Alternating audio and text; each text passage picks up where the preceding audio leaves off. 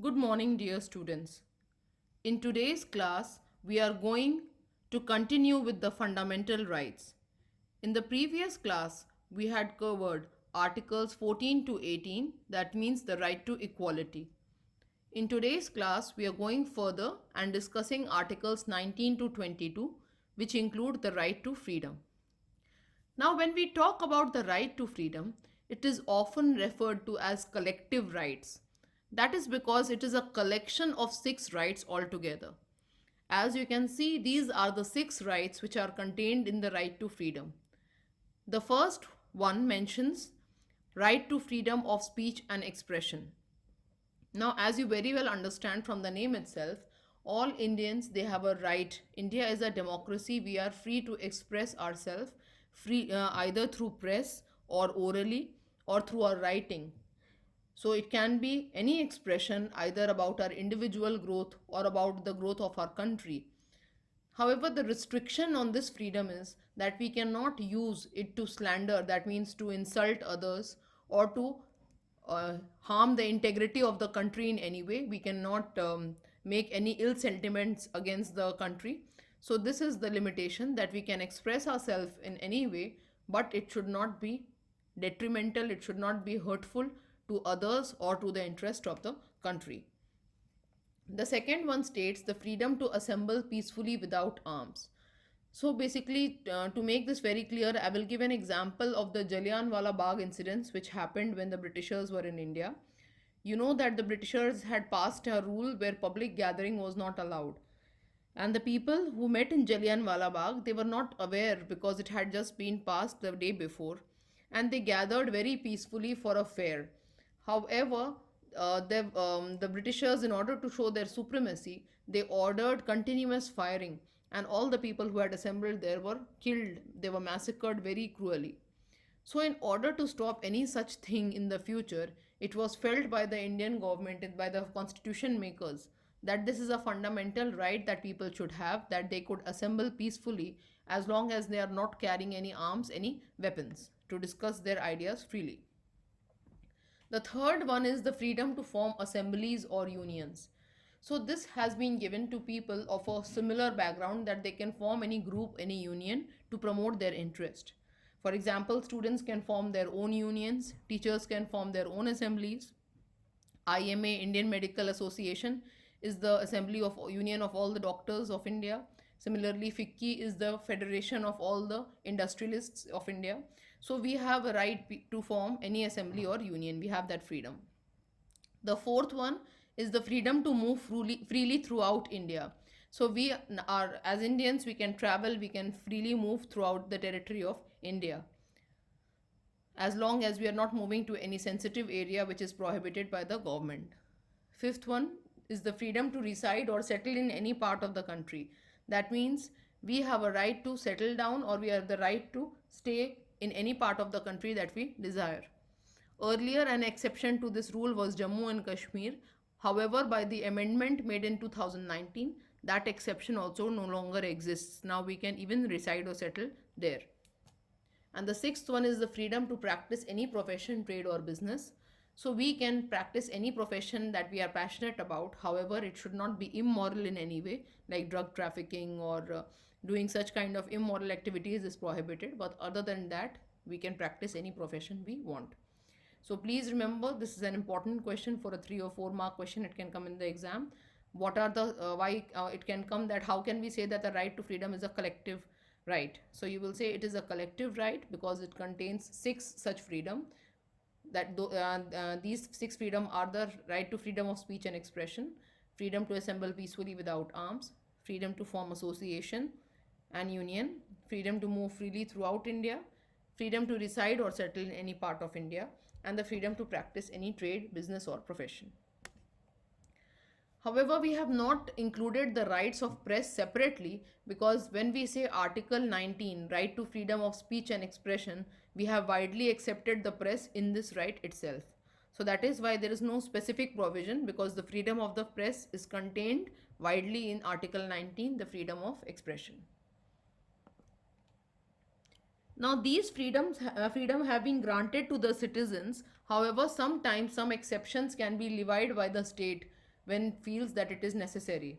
Like for example, we have a right to choose a trade or profession, but the state can sometimes impose some specification on a particular job. Some kind of technical or educational or specific degree may be required for a particular job, and if the state feels that it is necessary, it can make such conditions. Secondly, the second, we also had one of the freedoms that we have the freedom to reside or settle in any part of the country, but we cannot use this right to buy a land which is allocated for the tribal settlements or for any weaker section of the society. So even though we have widely been given these rights, there are some exceptions that exist that cannot be overruled. Similarly, we said that we have the right to move freely, but that does not give us the entitlement to move freely in a war zone or a sensitive area. So even though we do enjoy these six freedom, the government, the state can impose certain restrictions on them as and however it feels suitable. Now in Article 20, it talks about the protection and respect of conviction for offences. Offence is a kind of crime that is that is performed, and conviction means declaring of sentence. So that means if a person is convinced that it is convinced he is convicted for a certain offense, for a certain crime, even he or she has been given certain rights for his protection. So there are three such rights which are mentioned. Firstly, he cannot be imposed a penalty, a fine, which is higher than what is prescribed under the law. So under law, for every crime, a certain amount of fine is allotted, and he or she cannot be charged more than that. Secondly, a person cannot be punished twice for the same offense. That means if a person has committed some kind of crime and he has already served the sentence for that crime, you cannot send him to the prison for that same crime. If I have suppose robbed a bank and I have already served 5 years in the prison, then I cannot be sent again 5 years for that same robbery. And the third one, that a person cannot be compelled to give witness against themselves. That means if suppose a person is convinced, he himself is the accused person, so you cannot force them that they have to give witness against themselves or they have to confess the crime. They have a right to defend themselves with a lawyer. So in Article 20, we are talking that for conviction of offense, that means any person who is blamed of any offense, he or she also has certain protection. Firstly, they cannot be taken any charge, they cannot be given any penalty which is greater than what is prescribed under the law. Secondly, they cannot be punished twice for the same crime. And thirdly, they cannot be forced to give witness against themselves. Article 21 is actually very basic. It talks about the protection of life and liberty. So it says that no person can be deprived of life and liberty under any circumstance. So this is very basic, that everybody has a right to live with a certain dignity, and that cannot be taken from people under any circumstance. This is what Article 21 states. Article 22 it protects basically a person, an ordinary person, from an ordinary arrest. So that says that maybe a person who has not done anything before and he or she is immediately arrested, so that person, arrested person, also has certain rights. So what is the right? Firstly, he or she has a right to be informed of their offense, why he or she is being taken to the prison, what is the crime that he or she has committed. They have a right to know that. Secondly, within 24 hours, they have to be taken before the district magistrate, and that magistrate would decide if the case is genuine or not. If he feels that it is genuine, the person can go back to the prison, but beyond 24 hours, a person cannot be kept in prison without the permission from the magistrate. And lastly, any person who is accused, he or she also has a right to hire a lawyer and defend them and protect themselves from their case. So Article 22 is talking about protection against arrest and detention, and there are three such protections which are given. Firstly, an accused has a right to be informed of his or her offense. Secondly, he or she has to be presented within 24 hours in front of the magistrate.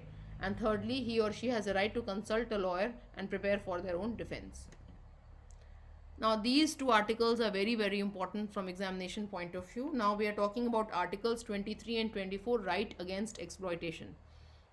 So we are now bifurcating, we are dividing. First we are talking about what Article 23 contains.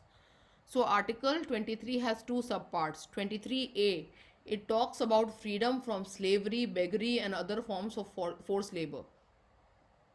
slavery is of you might have be aware of the term slaves, that earlier people were forced without any income or without any permission of their own, or even if they didn't want, they were forced to do some work, like on the plantations and similar things. So that is naturally exploitation of the person, and that has been prohibited, that has been stopped from article 23A. Second one is beggary. That means you cannot force someone to beg against their will. And other forms of forced labor. Forced labor means if a person is not willing to do so, forcing them or compelling them to do something against their will, that is forced labor. So basically article 23A provides them freedom from any such form of slavery, beggary or forced labor. 23B is talking about trafficking in human beings. What is trafficking in human beings? So that means buying and selling of human beings for immoral purposes. Like you may be familiar that women or young girls, they are bought and they are sold for illegal and immoral purposes. So that type of trafficking of human beings is illegal and it is prohibited, as it is exploitation of human beings. So please remember article 23A, freedom from slavery, beggary and other forms of forced labor, and 23B stops trafficking in human beings. Trafficking in human beings means buying or selling of human beings for immoral purposes. Article 24 is very basic, you all know it, and this article prohibits, it stops employment of children below the age of 14 in any factories or mines which are dangerous for their health. So you know that earlier children used to be employed in bangle factories, cracker making factories, such kind of things, and it is very very wrong, because they are children and they deserve a right to grow in a healthy environment. So actually article 24 was implied, and on the other hand article 21A was enforced, which was the right to education, which said that all children between the age of 6 to 14 have a right to free and compulsory education. So children were taken out from the factories and they were sent to schools. You can say that is the process that was going. So please remember article 24 prohibits employment of children below the age of 14 in factories or mines which are dangerous for their health. Secondly, it also makes the practice of bonded labor illegal.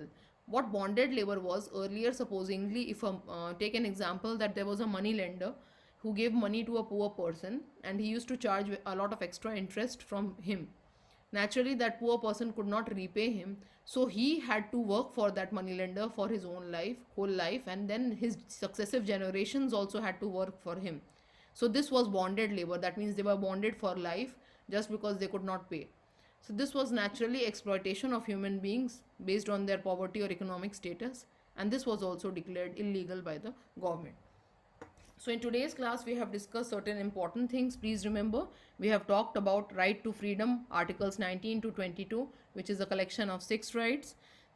You already know what the 6 rights are. Then we discussed about article 20, which is providing protection from conviction, that means from declaring of sentences, what rights people have. Then we talked about article 21, which protects the liberty and life of a person. Then we talked about article 22, which gives the person some protection from ordinary arrest. And we talked about very very important articles 23 and 24. Article 23A stopped, it provided freedom from slavery, beggary and other forms of forced labor, and it also made human trafficking illegal. And article 24, it prohibits the employment of children below the age of 14 in factories, mines, hazardous for their health, and it also makes the practice of bonded labor illegal. I hope this class is very very clear to all of you.